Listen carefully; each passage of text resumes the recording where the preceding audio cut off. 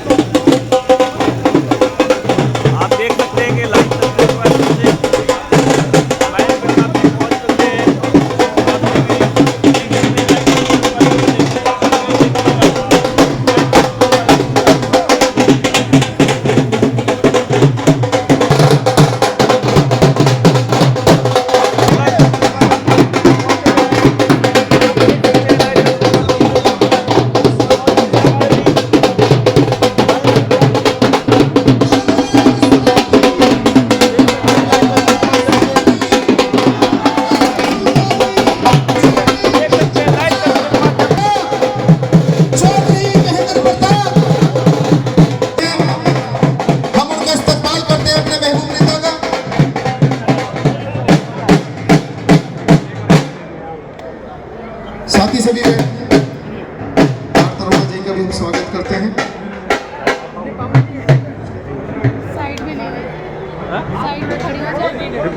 बहुत अच्छा कार्यक्रम कांग्रेस कार्यकर्ता दुष्यंत नागर जी ने यहाँ पर बनाया है, धन्यवाद करते हैं। एक बार जोरदार तालियों से स्वागत दुष्यंत नागर जी के लिए भी।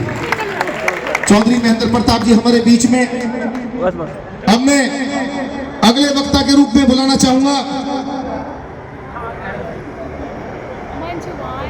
अगर तेरी खैर नहीं बूंदों ने लहरों ने बगावत कर ली है, हम परवाने हैं मौत समा, मरने को किसका खौफ यहाँ, रे तलवार तुझे झुकना होगा, गर्दन ने बगावत कर ली है, गर्दन ने बगावत कर ली है। युवा दिलों की धड़कन लोकसभा अध्यक्ष रिंकू चंदीला जी वो आए, एक बार जोरदार तालियों से स्वागत भाई रिंकू चंदीला जी के लिए। की तारीफ करना मैं समझता हूं कि सूर्य के सामने दिया दिखाने वाली बात होगी। आप सब जानते हैं एनआईटी, बड़कल, बल्लमगढ़, टिगाम और शहरी विधानसभा इनका नेतृत्व ये 4 बार कर चुके हैं, तो आप सब भली बात उनकी कार्यशैली को जानते हैं। और आज आपके बीच में वो लोग लोकसभा प्रत्याशी बनकर आए हुए हैं। आज का जो समय है वो बदलाव का समय है। आप सब देखो कि आज फरदाबाद ही नहीं पूरे देश में कांग्रेस की लहर चल रही है, इंडिया गठबंधन की लहर चल रही है और पूरे देश में सरकार बनने जा रही है। और यहाँ से हमारे चौधरी महेंद्र प्रताप जी सांसद बनने जा रहे हैं और आपकी इस फरदाबाद लोकसभा क्षेत्र का नेतृत्व करेंगे। यहाँ की समस्याएं, जो भी विधानसभा भाई जहाँ बाबूजी जा रहे हैं, हर विधानसभा की आवाज उठा रहे हैं आज भी, और वहाँ की समस्याएं सबसे पूछ कर आगे क्षेत्र की जो भी समस्याएं सबको अपने पास लिखकर रख रहे हैं। जैसे ही उन्हें मौका मिलेगा आपकी सारी समस्याओं को खत्म करेंगे। आज बदलाव का समय है और आपके सामने 2 प्रत्याशी हैं। बीजेपी का जो प्रत्याशी है वो पैर से लेकर सर तक भ्रष्टाचार में डूबा हुआ है, और एक हमारे जो कांग्रेस के प्रत्याशी हैं चौधरी महेंद्र प्रताप जी, वो सच्चाई और ईमानदारी के प्रतीक हैं। एक बीजेपी का प्रत्याशी है जो वो डीलर है, चौधरी महेंद्र प्रताप जी आपके लीडर हैं। एक जमीन बेचने का काम करता है, एक जमीनी नेता है चौधरी महेंद्र प्रताप जी, जिनके दरवाजे 24 घंटे खुले रहते हैं यहाँ के लोगों के लिए। आज से नहीं, पिछले 50 सालों से उन्होंने हमेशा जो भी उनके दर पे गया है उसका सम्मान किया। सबसे पहले वो सम्मान करते हैं, उसके बाद उसका काम करते हैं। ये सब आप भली बात जानते हैं, क्योंकि यहाँ मैं जो देख रहा हूँ यहाँ फरदाबाद के कोने कोने से लोग आए हुए हैं। एनआईटी के लोग थोड़े ज्यादा दिख रहे हैं, बाकी फरदाबाद लोकसभा से पूरे मतलब यहाँ क्षेत्र से लोग आए हुए हैं। मैं उनका सबका भी यहाँ धन्यवाद करता हूँ। आज इस चुनाव मुझे मेरा मतलब जो वोट डालने का वो है, ये 5वां चुनाव है जिसमें मैं लोकसभा की 5वीं बार वोट डालूंगा चौधरी महेंद्र प्रताप जी को। इस चुनाव को देखकर एक ऐसा लग रहा है जैसे पूरे ब्रह्मांड की शक्तियां चौधरी महेंद्र प्रताप जी को जिताने में लग चुकी है। जो हमारे कांग्रेस के कार्यकर्ता थे, जो हम जब मैंने राजनीति में आया से 17 साल पहले, मुझे जिलाध्यक्ष में बाबूजी ने बनाया था, तो उस वक्त जो मेरे कांग्रेस के हमारे कार्यकर्ता थे वो दिखे थे। जब कांग्रेस के वो कार्यकर्ता बीच में मतलब वो गायब हो गए, परंतु चौधरी महेंद्र प्रताप जी के जैसी टिकट हुई, पूरी फरवत लोकसभा के कोने कोने से वो कार्यकर्ता आज नजर आ रहा है। मैं उन कार्यकर्ताओं को सबसे पहले स्वागत करता हूं। और भैया आज बहुत कम समय बचा है, अपने बूथों को संभालना सबसे बड़ी जो जिम्मेवारी हमारी बूथों की है। बूथ पे कोई कमजोरी नहीं होनी चाहिए, हर तरीके से किसी डरने की जरूरत है नहीं, मजबूती से डटे रहना। जो लड़ाई आपने इन 20 दिनों में लड़ी है वो आखिरी आपके बूथ की लड़ाई है। बूथ पर मजबूती से रहना है आपको और डटे रहना है। जय हिंद, जय कांग्रेस, चौधरी महेंद्र प्रताप जी की जय।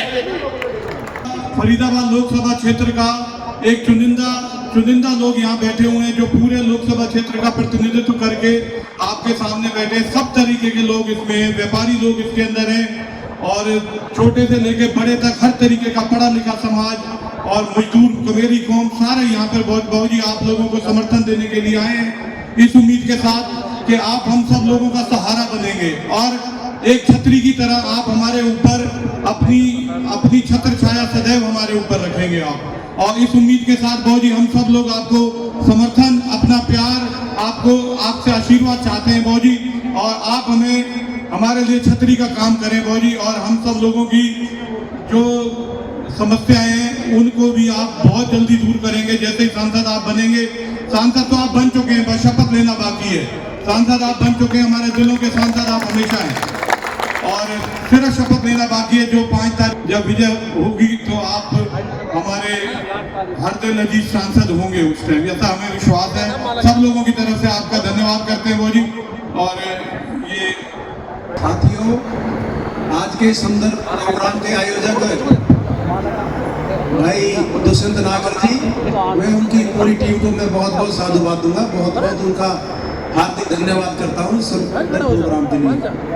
हमारे मुख्य अतिथि लोकसभा के महागठबंधन के प्रत्याशी आदर सम्मान के चौधरी महेंद्र प्रताप जी, सम्मानित मंच माइनॉरिटी सेल की चेयरमैन बहन रेणुका जी, मेरे सम्मुख उपस्थित मेरे बुजुर्गों, नौजवान साथियों, मेरी मातृशक्ति। आज पूरे देश या हरियाणा की बात नहीं है, मैं अपने लोकसभा क्षेत्र की बात करता हूँ।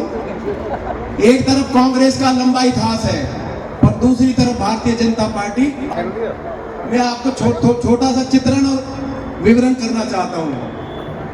फरीदाबाद को बनाने वाली कांग्रेस आज से लगभग 60 साल पहले हमारे एनसीआर के 3 प्रमुख शहर हैं, एक तरफ गुड़गांव, दूसरी तरफ फरीदाबाद, तीसरी तरफ नवेड़ा।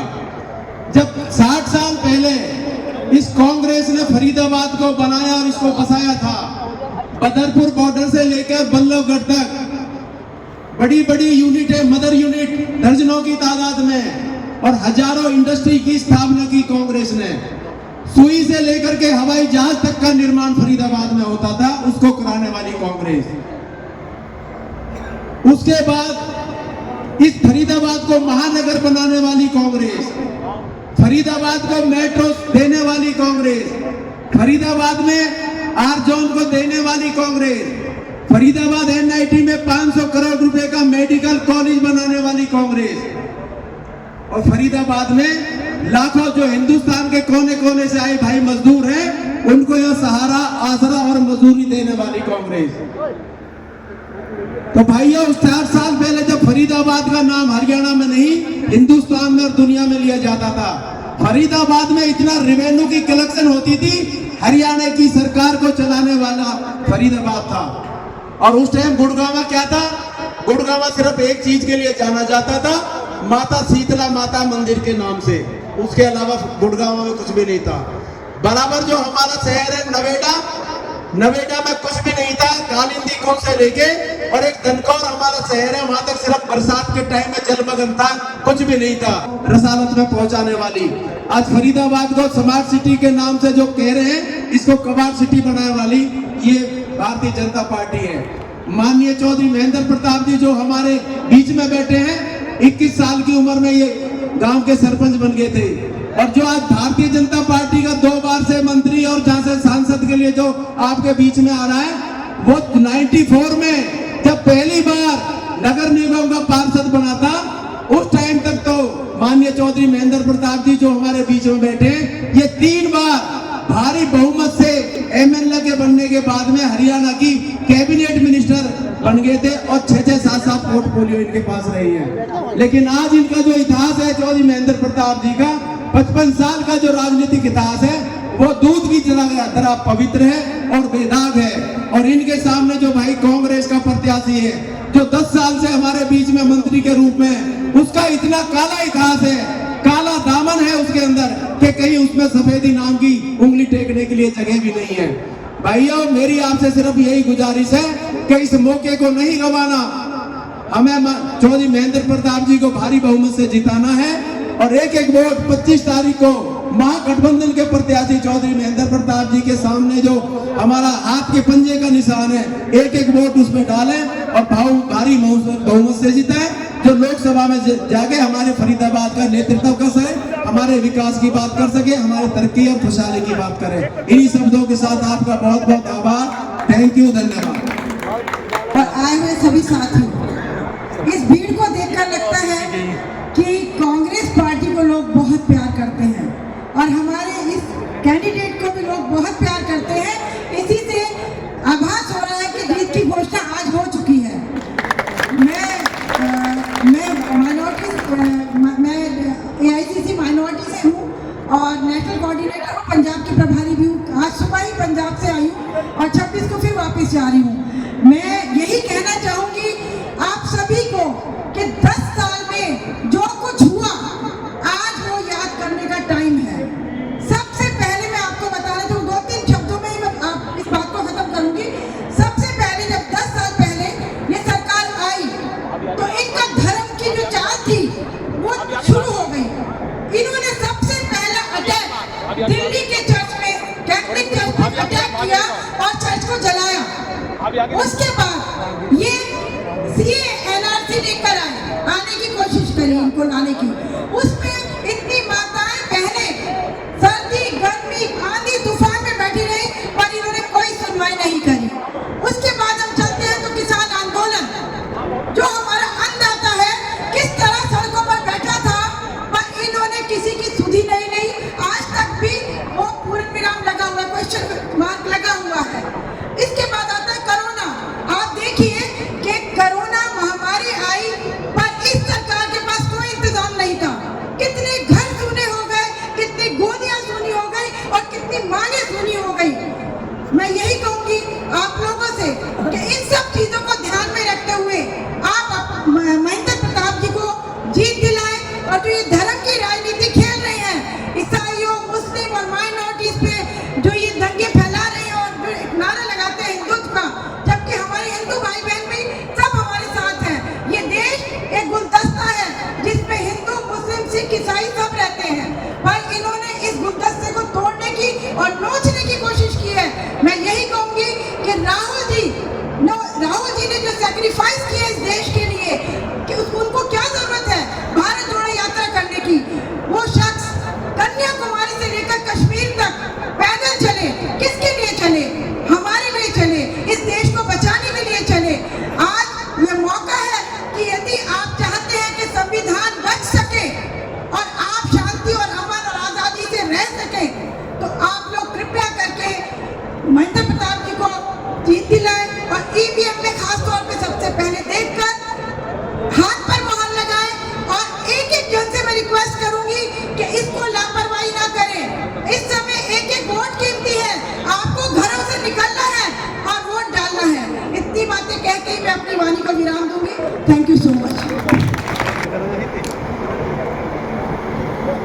मंच में विराजमान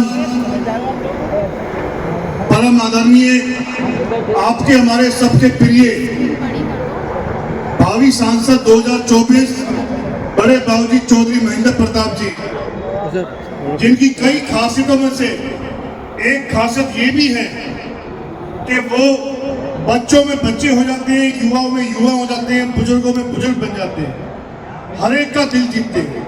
साथियों, आप सभी ने देखा है बाबूजी चौधरी महेंद्र प्रताप जी का टेन्योर कार्यकाल बतौर CLP लीडर, बतौर विधायक, बतौर कैबिनेट मंत्री, ये देश के उन चंद परिवारों में से, राजनीतिक परिवारों में से एक परिवार है जिन पे उनके परिवार में इनके किसी के भी दामन पर आज तक कोई दाग ना लगा, और दाग तो छोड़ो, कोई आरोप भी आज तक इन पे नहीं लगा। अपनी बात को एक ही मिनट में पूरा करूंगा, समय का अभाव है, हमें भी आगे कई जगह जाना है अभी।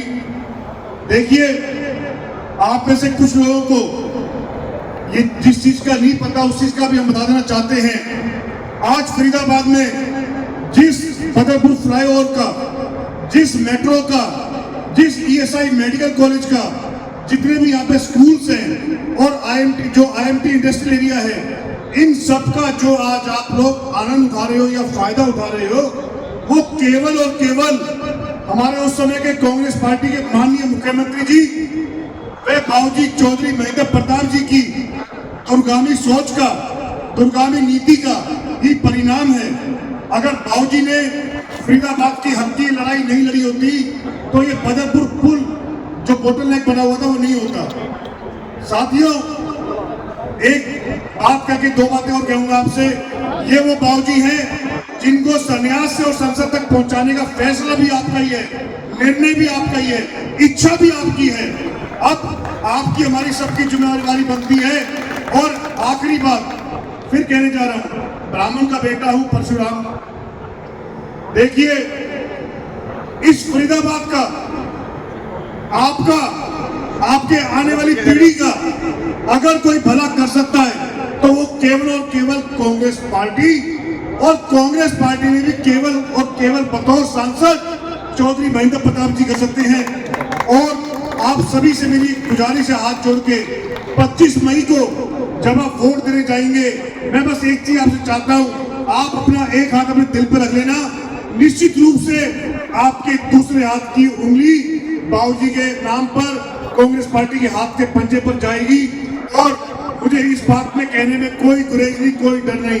आखिरी बात आपसे कहने जा रहा हूं, देखिए, बाबूजी निस्वार्थ भावना से बाबूजी ने पहले भी सेवा करी है और आगे भी बाबूजी निस्वार्थ भावना से आपकी सेवा करना चाहते हैं। मैं ये चाहता हूं, आज फरीदाबाद की जनता जनार्दन की, आज आपकी, हमारी सबकी ये नैतिक जिम्मेदारी बनती है कि बाबूजी को संसद तक पहुंचा के फरीदाबाद की आवाज को, फरीदाबाद की समस्याओं को, फरीदाबाद की सबके, हमारे आपके भविष्य की बात को उठाने के लिए अगर कोई दम रखता है तो केवल और केवल बाबूजी चौधरी महेंद्र प्रताप। जय हिंद, जय भारत, जय कांग्रेस पार्टी। ईमानदारी के प्रति, सादगी के प्रति और बहुत ही चरित्रवान इंसान जिनकी मिसाल देते हैं लोग हमारे लोकसभा प्रत्याशी बाबूजी चौधरी महेंद्र प्रताप जी। इस फरीदाबाद की बात मैं करूं तो बाबूजी की अगर पदवी है तो केवल महेंद्र प्रताप जी के पास है। नेता तो बहुत सारे आए हैं, अब तक आते रहेंगे। बाबूजी की पदवी अगर मिली है तो महेंद्र प्रताप जी को मिली है। आगे हमारे चपराना साहब, पूर्व पार्षद राजेंद्र जी, बड़े भाई जितेंद्र चंदेलिया जी, सुमित गौड़ जी, रिंकू चंदीला जी, राव साहब और बहन जी माइनॉरिटी की जो AICC के अध्यक्ष हैं, और हमारे सादगी के प्रतीक हमारे आभार चंदीला जी, नवीन केजी जी। फरीदाबाद लोकसभा में 9 विधानसभा आती हैं और मैं बाबूजी के साथ 9 की 9 विधानसभाओं में गया हूं, अलग से नहीं गया हूं। और 9 की 9 विधानसभा की ये रिपोर्ट मैं आपको बता रहा हूं कि आप 9 की 9 विधानसभाओं से जीत के आ रहे हैं। सवाल जीत का नहीं है,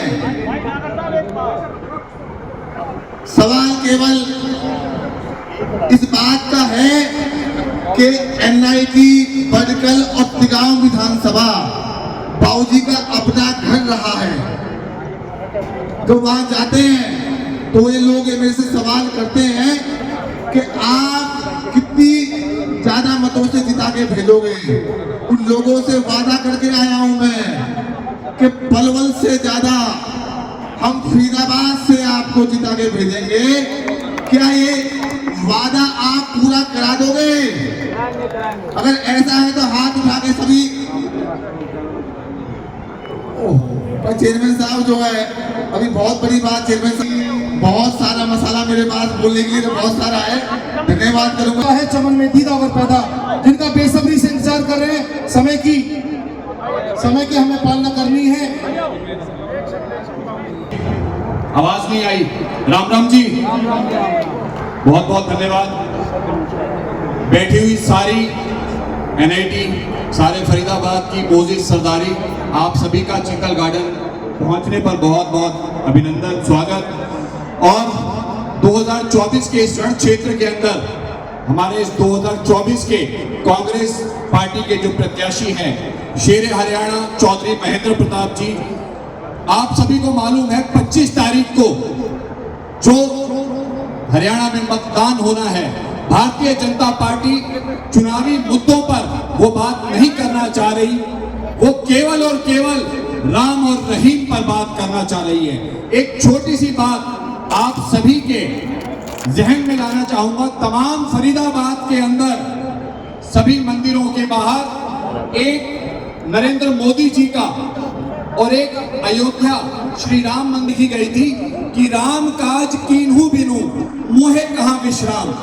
मैं साथ संगत जी आपको ये शब्द इसलिए बता रहा हूं, एक व्यक्ति कोरोना काल के अंदर 2021 में जब मौत ने अपना तांडव दिखाया था, उस व्यक्ति ने, उसकी पार्टी के लोगों ने श्री राम के शरीर के ऊपर नरेंद्र मोदी नामक व्यक्ति की फोटो लगाई थी और उसे कल की अवतार सिद्ध करने की कोशिश करी थी।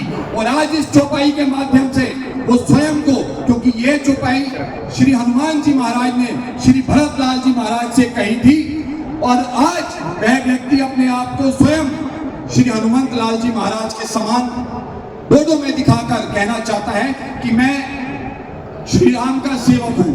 वो कभी भी चुनावी मुद्दों पर बात नहीं करना चाहते, वो राम और रहीम के ऊपर बात करना चाहते हैं। मैं केवल और केवल आपसे एक ही बात हाथ जोड़कर प्रार्थना करूंगा, अपने आप को धर्मों में ना बांटकर देश की विकास की ओर बांटें। देश के विकास के लिए कांग्रेस पार्टी को चुने, फरीदाबाद से सांसद के रूप में चौधरी महेंद्र प्रताप को चुने। जय हिंद, जय भारत।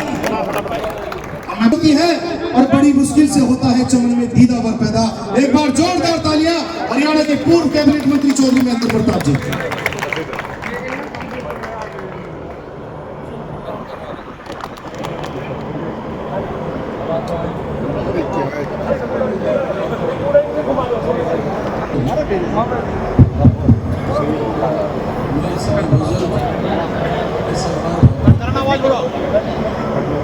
मेरी गले की आवाज कम हो गई है, हमारे इसलिए बड़ा ऐसे चाहिए, मेरा गला पकड़ा है।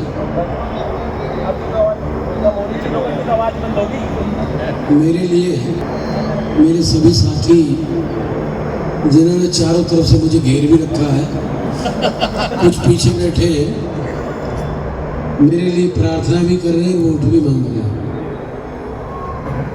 हमारी माताएं बहनें, पत्रकार बंधु और सभी साथियों, मुझे तो ये पता था, मैं तो रास्ते से आ रहा हूँ, 2 दिन में पल्लो साइड के दौरे मेरा गला पका हुआ। मुझे शायद आपके दर्शन होने थे। आप क्षेत्र के अलग अलग कोनों से, मोहल्लों से, शहर से, चाहे वो माताएं हैं, चाहे बहनें हैं, चाहे पुरुष हैं, चाहे जवान हैं, एक जिम्मेदार, एक क्रीम के रूप में यहाँ आए बैठे हैं। मुझे तो ये पता लगा था कि यहाँ प्रेम भोज हो रहा है, रात्रि प्रेम भोज का पता लगा।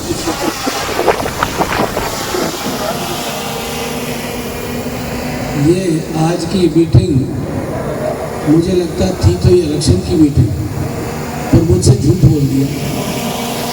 जिस व्यक्ति को आना था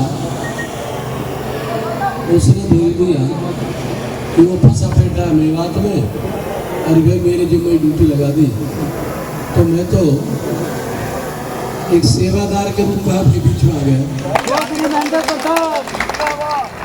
देखिए, प्रेम भोज तो आप कर लेना, मेरी तो प्रार्थना 2 मिनट के लिए जरूर करूंगा कि इलेक्शन के उद्देश्य से ही मीटिंग प्रेम भोज शायद ने किया है, ऐसा ही है ना?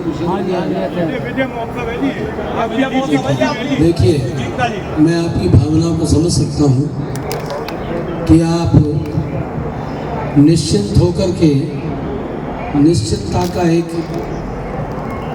जीत का फतवा दे रहे हो इस भावना से, लेकिन जीत के लिए जीत में खुशी ना हो और कहीं तकलीफ हो जाए तो उससे अफसोस ना हो, ये भाव रखना चाहिए। जीत का जश्न कायदे के मुताबिक बाद में ही होना चाहिए। बहुत बढ़िया।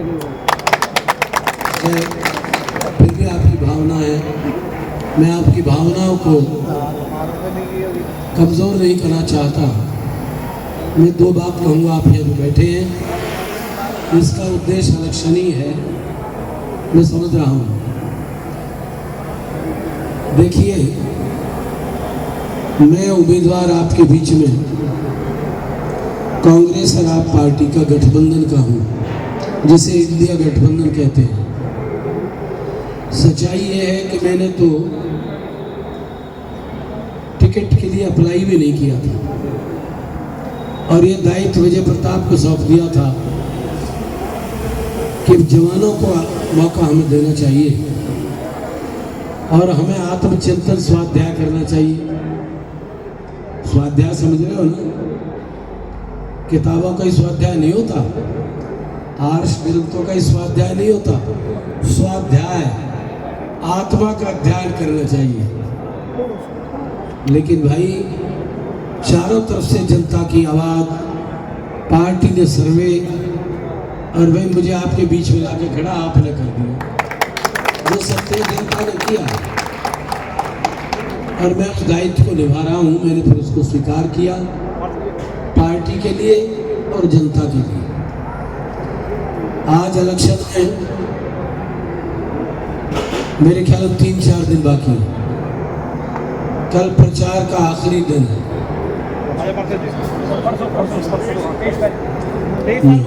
हाँ, 23 को सही, लेकिन असली तो काम कल ही हो जाएंगे ज़्यादातर। खैर, आप लोगों ने जिस उद्देश्य कार्यक्रम आप बना रहे हो, उससे ये प्रतीत होता है कि आप निर्णय तो किए बैठे हो। आप कांग्रेस और गठबंधन को ताकत तो देने जा रहे हो। आप भली बात ही समझ चुके हो कि प्रचार के माध्यम से आपने बहुत कुछ मीटिंग्स में देखा, समझा भी है कि 10 साल पहले जो परिवर्तन आपने किया था उसका चिंतन समीक्षा आपने की है कि जो आज सत्ता में बैठे इन्होंने इस प्रकार के वादे करके जनता को गुमराह किया है। सच्चाई ये है कि जिसे आज देश की जनता समझने लगी है। नोटबंदी की फैसला लेकर के जनता को गुमराह किया, काले धन को लाने के गुमराह किया, 15-15 लाख देने के लिए गुमराह किया और मान भी लिया उन्होंने कि भाई हमने तो इलेक्शन की तरह जुमले कर दिए, झूठ को भी स्वीकार कर लिया। ये बहुत बड़ी बात है। पेट्रोल डीजल 35 रुपये देना चाहते थे, जनता से वादा किया था। गैस 250 रुपये में देना चाहते थे, ये भी इन्होंने वादा किया था। और यहाँ तक कहा था कि अगर हम अपने वादे ना करें पूरे तो चौराहे पे हमें सजा दे देना, ये भी कहा था। स्पीचों की बात कह रहा हूँ मैं, इनकी स्पीच हुआ करती थी। ट्रैक्टर के ऊपर मोटरसाइकिल रखी रहती थी, गैस के सिलेंडर रखे रहते थे। याद करिए इन बीजेपी के नेताओं को। और कांग्रेस के हाय हाय करके जनता से कहते थे हमें भी दे दो, हम ये सारी काम ठीक कर देंगे। 10 साल में आज पूछने का समय आया। 5 साल में तो नहीं पूछा आपने, पूछना तो 5 साल में चाहिए था कि वो तो वायदे तो 5 साल पहले के हैं। वो वायदे 5 साल के बजाय 10 साल में भी क्या पूरे हुए हैं, ये आपको पूछना चाहिए। गैस तो मिल रही है 1000 में, पूछ लिया हमने। तेल बिक रहा 100 रुपये में, जो कांग्रेस के टाइम में 60-62 रुपये था। और भैया इंतजार कर रहे हैं 15 लाख का भी हम, फिर आज नहीं कल फिर ला दे जाए। करप्शन की हालत यह है, फाइल तैयार हो जाती है, पेमेंट ले जाते हैं, जमीन पर काम नहीं है। करप्शन की हालत यह है, नौकरियां नहीं है। 2.5 करोड़ नौकरियों का वादा किया था, नौकरी तो नहीं रही। 10 साल का रिकॉर्ड देख लीजिए कि नौकरियां घट गई और संगठित क्षेत्र में भी असंगठित क्षेत्र में भी निकाल दिए गए, कंपनियों से भी कम हुई है, भर्तियां नहीं है। केंद्र में भी 30 लाख नौकरियां खाली पड़ी है देश में, हरियाणा में भी 2-2.5 लाख खाली पड़ी है। तो भले आदमी फिर इतना बड़ा झूठ कहते 2.5 करोड़ देने का, जो खाली पड़ी है वही नहीं भरी तुमसे, तो फिर कहाँ वादे रह गए। तो ये आज ये जवाब लेने का समय है। फिर तुम्हारे बीच में आने का नैतिक अधिकार इनको नहीं है, सही मानो पूछो तो। ये प्रबुद्ध नागरिक का काम है ये सवाल पूछने का। हम भेड़ बकरी नहीं है कि कहें मोदी के नाम से दे दो, मोदी के नाम, अरे अपने नाम से तो मांग लो। करप्शन झुक्के कर रहे हो, वादे पूरे नहीं कर रहे, तो ये क्या चीज है ये डेमोक्रेसी नहीं है। और डेमोक्रेसी संविधान के लिए और खतरे पैदा कर रहे हो, गुंडागर्दी पे भी उतर रहे हो। ईडी और सीबीआई जनता की सेवा के लिए है, न्याय के लिए है। उनका इस्तेमाल विपक्ष के लिए मारने के लिए हो रहा है। ऐसा कभी भी नहीं देखा भाई, आज तक किसी सरकार ने भी नहीं की। अटल बिहारी वाजपेयी की सरकार भी पहले रही, लेकिन इस प्रकार के राजनीतिक ईर्ष्या, छोटापन उसने भी नहीं किया कभी भी। हमें उसकी प्रशंसा भी करनी चाहिए। और बल्कि इंदिरा गांधी की बड़ाई तक की कि इंदिरा गांधी में देव दुर्गा का अवतार है। राजीव गांधी की बड़ाई की कि अगर राजीव गांधी नहीं होते तो मैं जिंदा नहीं होता। ये है राजनेताओं के गुण कि विपक्ष का भी गुणों की सराहना करें। इन्होंने तो जैसे एक में सत्ता ले ली, छोड़नी नहीं अंग्रेजों की तरह। आज ये स्थिति पैदा हो रही है। संविधान के लिए, जिस संविधान के लिए लहू दिया है इस देश में आज़ादी के लिए, डॉक्टर अंबेडकर ने संविधान दिया है, कांग्रेस ने संविधान दिया है, देश में आज़ादी दी है, और तरह तरह के सकूफे जोड़ते हैं, इन बातों को तो नहीं करते। तुम उसकी बातों को कांग्रेस के कामों की बराबरी तो कुंदम करके दिखाइए। कांग्रेस का ही टाइम था कि कांग्रेस ने इंदिरा गांधी, जवाहरलाल नेहरू, लाला क्या नाम है तुम्हारा, नहीं अपने वो थे, क्या नाम है, पटेल भी थे, और जितने भी चीफ मुख्यमंत्री हुए हैं, उन्होंने देश की आज़ादी के लहू दिया। और कांग्रेस को सोच रहे कांग्रेस ने क्या किया। एक बयान आज मैं तो पढ़ा, मुझे बड़ा अफसोस हुआ। मोदी जी जैसा व्यक्ति प्रधानमंत्री पद पर बैठा है, वो कहता है कांग्रेस ने देश का नाश किया है, इसने परिवार और नेहरू जी ने ये किया है। अरे भले आदमी, तुम किस स्तर के व्यक्ति हो? ये बातें तो एक साधारण व्यक्ति एक गाली के तौर पर कहता है। कांग्रेस का इतिहास आजादी के इतिहास के साथ हमेशा जुड़ा रहेगा। लहू दिया है कांग्रेस ने, तो आजादी के लिए जवानियां बिता दी जेलों में। महिलाओं ने भी, कांग्रेस की महिलाओं ने भी देश की आज़ादी के लिए लहू दिया है, उन्होंने भी जीवन जेलें काटी है। उस कांग्रेस को पता नहीं इतिहास को क्यों धूमिल करने में लग रहे हैं। हमारी जनरेशन के इतिहास का क्या पता नहीं है, हमें इतना बेवकूफ़ समझ लिया है, यही काम बाकी रह गए हैं। तो आज राजनीति बहुत छोटे पड़ पा गई है, कामों पे बहस नहीं करते जिनका मैं जिक्र कर रहा हूँ, इनको गाड़ा गाते हैं। अरे किसान आंदोलन में सैकड़ों लोग मर गए, किसी ने अफसोस नहीं किया। महिला पहलवानों का जो इंटरनेशनल लेवल की दुनिया में जिन्होंने स्वर्ण पदक जीते हैं, उनका खुलेआम अपमान किया है, एक दिन भी अफसोस जाहिर नहीं किया। क्या हो रहा है इस देश में? और फिर कह रहे हम ये कर रहे हैं। मुझे तो कह रहा सही गलत तो मुझे पता नहीं है भैया।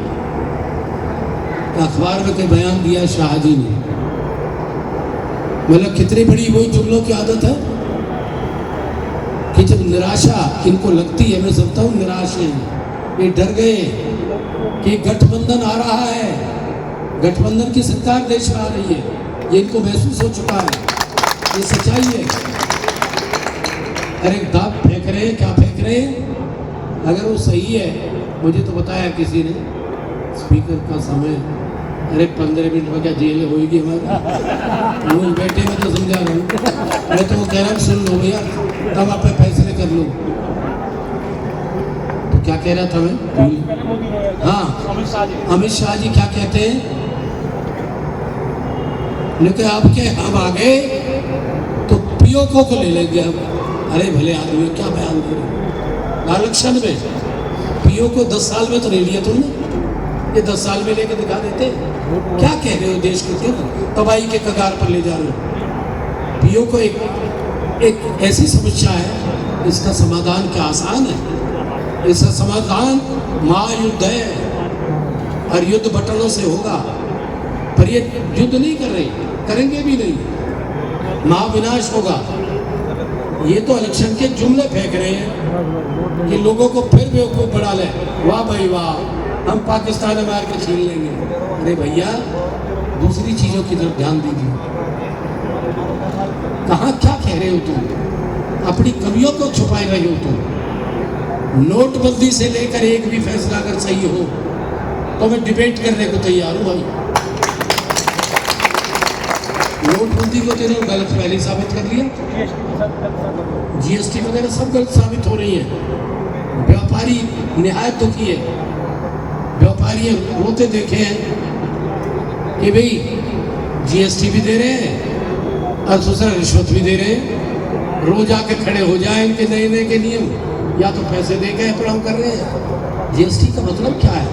इसको बेहुदा ढंग से असंतुलित ढंग से लगाया गया है। ईडी और इसके छापे विरोधी ने दबाने के लिए हो रहे, ऐसा कभी नहीं देखा। जिनको 70,000 करोड़ के लांछन प्रधानमंत्री लगा रहे हैं, उनको अगले दिन बीजेपी मिलेगा, सब दूध हो गए और डिप्टी सीएम बना दिया। क्या हो रहा है इस देश में? और फिर हम देख रहे हैं तो भैया समय आ गया है। आप देखिए इन जुमलेबाजों को, ये राजतंत्र में नहीं है। हम कहाँ चले गए? हमारी काम को देखिए, जितने काम हुए हैं फरीदाबाद में कांग्रेस शासन के सारे के सारे 10% कई सड़कें बना दी, ये कोई काम नहीं है। मेट्रो हमने ली, मेडिकल कॉलेज दिए, यूनिवर्सिटियाँ खड़ी है, टेक्निकल कॉलेज एक नहीं 54-55 सारे खड़े हैं तकनीकी उसमें पद, ये तो है ही है। नौकरियां तो दी हैं एक योजना के मुताबिक, पद पाओ और नौकरी दो। ये उन खिलाड़ियों का अपमान कर रहे हैं, महिला खिलाड़ियों का अपमान कर रहे हैं, और आज तक जू नहीं रेंग रही इनके कान पर। ये एलिवेटेड रोड ये भी कांग्रेस की है, आप ये ध्यान करना। ये शुरू कर दी थी बदलपुर से, और सरकार बदल गई तो जो पेंडिंग काम है तो कर रहे होंगे सरकारों को। भाई ये काम पूरे हुए, इससे आगे नहीं है। कोई एक प्रोजेक्ट है कह दे हमने ये तैयार कर दिया, तो भाई अब सोचने का समय हो गया। आज क्या बुरी हालत हो रही है। फरीदाबाद स्मार्ट सिटी बनाने का था, ये कबाड़ सिटी हो रहा है। क्या हो रहा है? तो आज पार्टियों से ऊपर उठकर सोचिए, 25 तारीख को अगर सही निर्णय नहीं लिया तो भाई हम 10-15 साल पीछे तो गए हैं, आग विनाश की तरफ भी बढ़ जाएंगे। याद पैदा कर देंगे। तो इसलिए मैं आपके बीच में हूँ, मुझे आप अच्छी तरह जानते हो। मेरे पास पाँच 7 डिपार्टमेंट रहे हैं, 5 बार मुझे एमएलए आप लोगों ने चुना। मेरे पास रिश्वत तो बहुत ही दूर है भैया, मैंने तो भेंट भी नहीं ली है।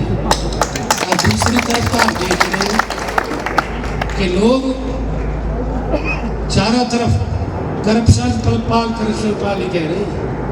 हाँ, ये सब बात कहवा करो जो हालत है। अब चुनाव आपके अधीन है, भयभीत नहीं होइए। ये जा रहे हैं, सरकार गिरी हुई है, 42 एमएलए, 45 नहीं है इनके पास। ये तो रिकॉर्ड की बात कह रहा हूँ मैं। तकनीकी तौर पर इनको राहत मिल रही है 6 महीने अगले दोबारा अविश्वास प्रस्ताव लड़ने, यानी तो माइनॉरिटी में आज नहीं कल चले जाएंगे। तो आज देश की जनता भी जाग रही है, हरियाणा की तो जाग रही है। तो आप अपने मत का इस्तेमाल कीजिए, अच्छे लोगों को छांट लीजिए, चरित्र वालों को, काम करने वालों के लिए कि जो काम भी करें।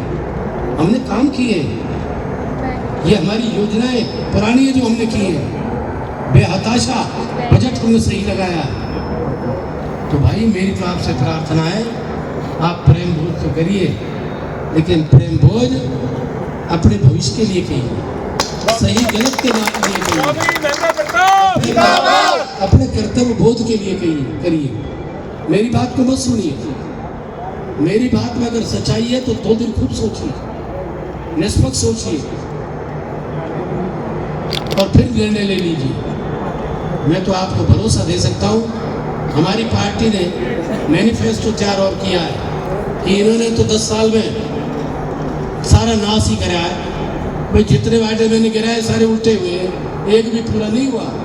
हमें उसको ध्यान में करते हुए कहा जाए, किसान की भी, आम आदमी की भी स्थिति अच्छी नहीं है। आज देश के ऊपर जीडीपी का 82% 80% कर्जा है, जो एक रिकॉर्ड है। ये लबादा बोल रखा है टीवी के माध्यम से। हमारे टाइम में कर्ज था कुछ 55 लाख, आज 205 लाख कर्ज है देश के ऊपर। कहाँ बैठे हैं हम? ये तो टीवी के माध्यम से प्रचार हो रहा है। टीवी जो है डंडा के उससे डर भी रहा है, और भैया पैसे की कमजोरी भी होगी जहाँ तक मेरे। तो हमने अपने घोषणा पत्र में कहा है, राहुल गांधी अध्यक्ष, खड़गे जी हरियाणा अध्यक्ष, हुड्डा जी वगैरह, इन सारी जो एक घोषणा टीम है, उन्होंने निर्णय किया है कि हम सत्ता में आए तो 300 यूनिट तक बिजली फ्री देंगे, उसमें कोई बिल नहीं आएगा। आपको चोरी की आदत नहीं पड़ेगी। और गैस का सिलेंडर जो आज 1000 रुपए में बेच रहे हैं, इलेक्शन में ये कहीं गलती से दे दिए ना तो 1200 हो जाएगा। हमने फैसला किया है कि गैस का सिलेंडर 500 रुपए में हम देंगे। ओल्ड एज पेंशन 6000 रुपए एक व्यक्ति को हम देंगे, महिला को भी पुरुष को भी। और जिस घर में 2-2 है ना, तो उनकी इतनी सेवा करेंगे बाल बच्चे कि 80-100 वर्ष जिए। ये हमारे सोने के अंडा देने वाली मुर्गी बन जाएगी। राशनिंग का भी हमने किया है कि हम बाजरा नहीं देंगे भैंसों को खिलाने के लिए। 10 किलो गेहूं देंगे, चीनी भी देंगे, तेल भी देंगे, दाल भी देंगे। नौजवानों के लिए भी जो डिप्लोमा और डिग्री लिए बैठे और 5-5, 7-7 हज़ार की मुश्किल से 8-10 हज़ार की 4th क्लास की भी नौकरी करते हैं, नौकरी तो ही नहीं, उसको भी हम स्किल डेवलपमेंट का एक योजना के साथ 1 लाख रुपए उनके खातों में 1 साल में उनको दे देंगे। इससे काम भी करें और जब तक नौकरी नहीं मिले। 25 लाख का हेल्थ कवर भी हम दे रहे हैं। 25 लाख रुपए जो एक विशेष बीमारियों के लिए हर एक व्यक्ति के पास इतना धन नहीं है। 25 लाख सरकार उसके लिए देगी। तो भाई हमने बहुत ऐसी योजनाएं हैं जैसे सरकार पूरी करेगी। आप संकल्प ले लीजिए। एक तरफ तो मेरी जैसा आदमी यार जो झूठ भी नहीं बोलता और जाके काम भी देख रखे हैं, उसके नाम पर भी आप दीजिए, पार्टी के कामों के लिए भी दीजिए, अपने भविष्य के लिहाज से भी दीजिए। आप कांग्रेस के लिए एक एक वोट हाथ के पंजे के सामने बटन को दबा करके आप अपने दायित्व को पूरा करेंगे। मैं आपको भरोसा देता हूं। एक तो ये समझ लो कि मैं आपकी मान के खड़े हुए हूं। मैं आपसे आखिरी बार वोट अपने लिए मांग रहा हूं, अपने लिए। और के लिए तो पता नहीं क्या मांगनी पड़े अलग चीज है। इसका ध्यान कर लेना और भविष्य के अपने उसका ध्यान कर लेना। और दूसरा एक वचन देता हूं कि अपने साथ करप्शन पाल कभी नहीं निकलेंगे।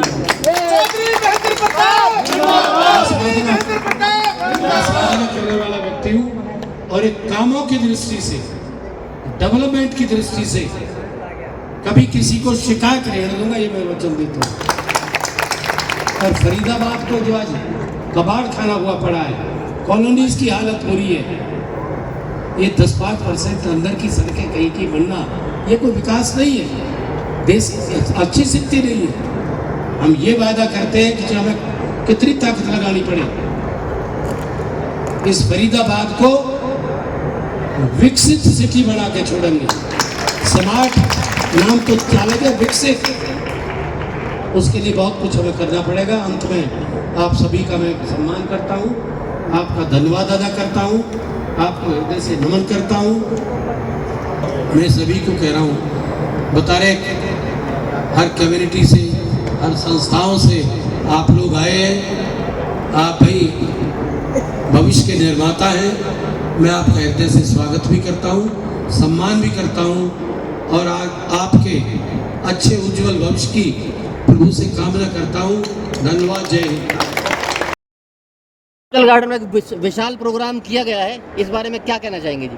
देखिए, चीतल गार्डन के अंदर जो आज का प्रोग्राम किया गया है, चुनावी रण का बिल्कुल लास्ट का टाइम है। आज 21 तारीख हो गई है और 25 तारीख का मतदान है। आप सभी देखिए, पीछे मुड़ के देखिए, आवाम किस तरह हमारे मुख्य अतिथि चौधरी महेंद्र प्रताप जी का स्वागत करने के लिए इकट्ठा हुआ है। और ना केवल उनका स्वागत करने के लिए, आज का जो चुनाव है बीजेपी वर्सेस कांग्रेस नहीं, महेंद्र प्रताप जी वर्सेस कृष्ण पाल जी नहीं, कृष्ण पाल जी वर्सेस आम आवाम का चुनाव है। यह चुनाव कांग्रेस के प्रत्याशी महेंद्र प्रताप जी नहीं लड़ रहे, यह चुनाव कांग्रेस का एक एक कार्यकर्ता, यह चुनाव कांग्रेस की तरफ से आम जनमानस कृष्ण पाल जी के करप्शन के खिलाफ लड़ रही है। और इसका प्रमाण आई हुई आवाम की इतनी भारी संख्या में आप खुद देख सकते हैं। सर, विपक्ष एक बात कहता है कि कोई प्रधानमंत्री पद का दावेदार विपक्ष के पास नहीं है, तो इस बारे में क्या कहना चाहेंगे आप? देखिए, इंसान अक्सर वहम में जीता है और वहम के कारण ही इंसान की निजी जिंदगी में अहम आता है, जिसको अहंकार कहा जाता है। और अहंकार जब किसी की जिंदगी में जन्म लेता है ना, तो वहीं से उस इंसान का विनाश यानी कि पतन का कारण शुरू हो जाता है।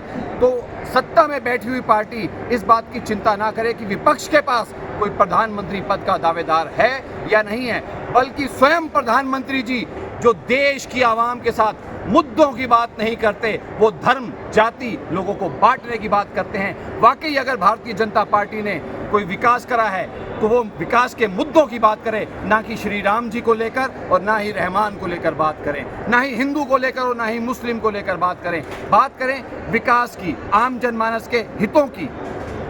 सर, 25 तारीख को चुनाव है, तो फरीदाबाद के तमाम वासियों को क्या कहना चाहेंगे, क्या मैसेज देना चाहेंगे? तमाम फरीदाबाद के वासियों को एक ही बात कहना चाहूँगा कि फरीदाबाद की मैंने एक इंटरव्यू देखा था, रोज़ गार्डन हमारे NIT के अंदर आता है, वहाँ पे एक चुनावी चाय चर्चा चल रही थी।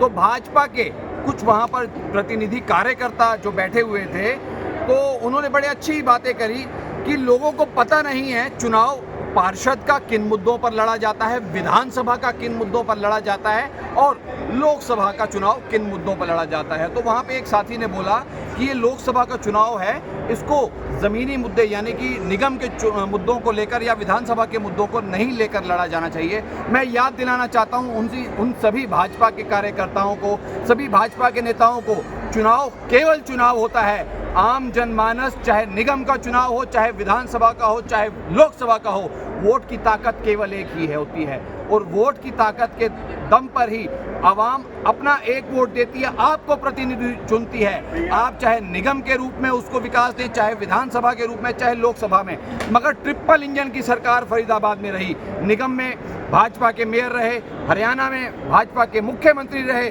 और लोकसभा के अंदर देश के प्रतिनिधित्व देश के प्रधानमंत्री ने वो भी भाजपा के रहे। ट्रिपल इंजन की सरकार होते हुए भी और ये तीनों इंजन फेलियर सिद्ध हुए। 2022 का समय याद कीजिए, चाहे पार्षद की बात हो, विधायक की हो, चाहे निगम सांसद की बात हो, फरीदाबाद की सड़कों पर अगर कुछ बह रहा था तो केवल सीवरेज का जल। फरीदाबाद की सड़कों में अगर ढूंढने को कुछ मिलता था तो केवल गड्ढे। प्रधानमंत्री आवास योजना के समय पर जब लोगों के आवास की बात आती थी, क्या आम आवाम को आवास मिल पाया? सब झूठ, केवल झूठ और केवल झूठ।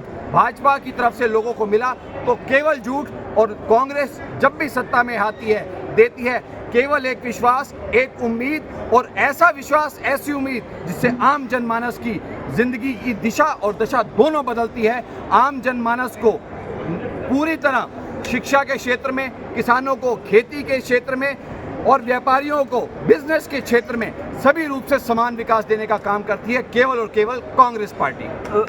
राम मंदिर को लेकर कहना बीजेपी या कहना अपना दावेदार ठोक रही है और तमाम चीज़ें कह रही है, तो क्या कहेंगे उसको लेकर? देखिए, मैंने अभी आपसे एक बात बोला, यदि भाजपा के और मोदी के नारे लेके बात कर रही है, बिल्कुल आपने सच बोली कि भारतीय जनता पार्टी के जितने भी सांसद हैं वो केवल और केवल एक ही बात कह रहे हैं कि इस बार वोट दीजिए प्रधानमंत्री जी के नाम पर। देश को फिर एक बार नरेंद्र मोदी जी की आवश्यकता है।